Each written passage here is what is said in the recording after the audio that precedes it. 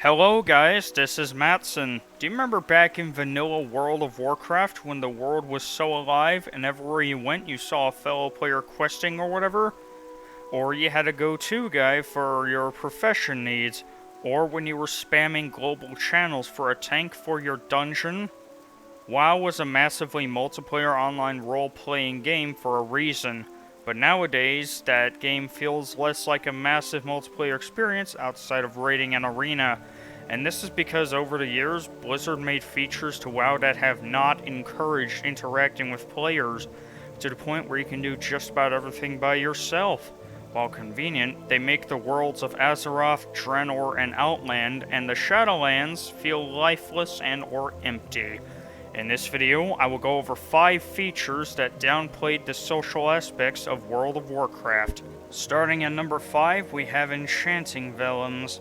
Back in Vanilla and the Burning Crusade expansion, if you wanted to enchant an item to give it some extra stats like strength or agility, or give it an additional effect, you either had to get the enchanting profession and do it yourself, or go to someone, open the trade window with them, put said item in the will not trade box, and they did it.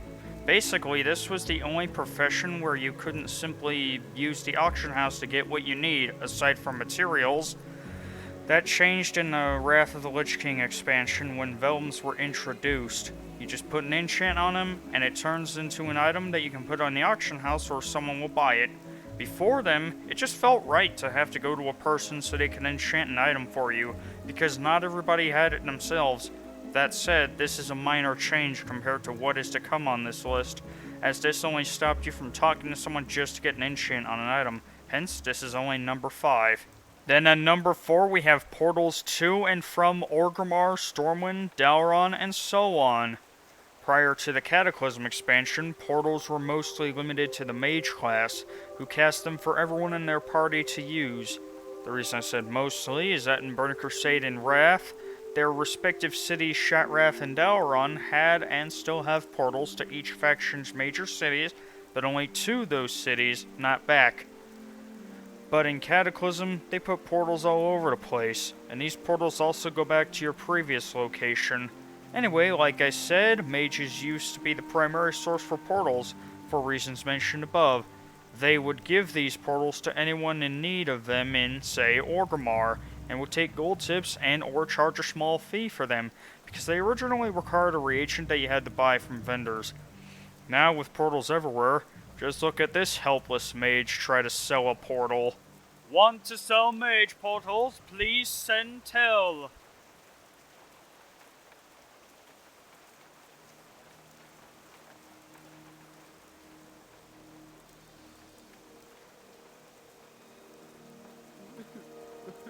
Isn't that sad? Mages used to be known for a lot more than their damage. Now they are highly devalued compared to in vanilla, and that's why this is number 4. Moving on to number 3, there is tap sharing or tag sharing. In World of Warcraft, tapping or tagging is when you hit a mob with an ability in order to gain credit for killing it. Before the Legion expansion, only one player could tag a mob unless they had a group of invited players with them. As of Legion, up to 5 players of the same faction may tag a mob and gain credit without being grouped. The thing with this is that having to group with other players to complete a quest is one of the ways you made friends in WoW back in vanilla. You are on a quest to collect some bear asses, then comes in another person who needs to do the same. Then you invite them to your group so you can do the quest together. Fast forward to a decade and a half later, you two are doing the same world quest in Shadowlands, and you don't even bat an eye at each other. All because you don't need to group up to get credit. This is where the list really lists features that straight up take the multiplayer out of MMO. So tap sharing is number 3. Coming in at number 2, we have the Dungeon Finder and Raid Finder, aka LFG and LFR. The Dungeon Finder was introduced in late Wrath, which allows you to queue yourself for a dungeon with one click, then wait to enter. Raid Finder came in late Cataclysm that does the same, but for raids. LFD lets you queue for normal and heroic dungeons, while LFR lets you queue for parts of raids that are on a lower difficulty than normal. Before these, you had to make groups for dungeons and raids by saying something along the lines of looking for more or looking for groups, Stratham, Undead Side, in Trade Chat or LFG Chat. Although in Burning Crusade, Blizzard made a rather, should I say, scuffed prototype for the LFG system that works more like the pre-made group finder today.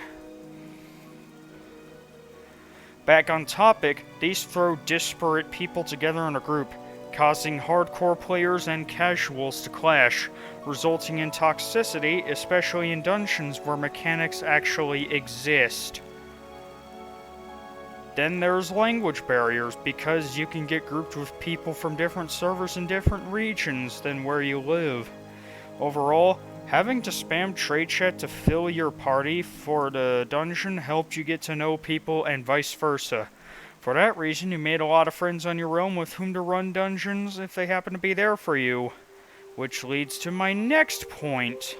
Finally, at number 1, Cross-Realm Zones, or CRZ.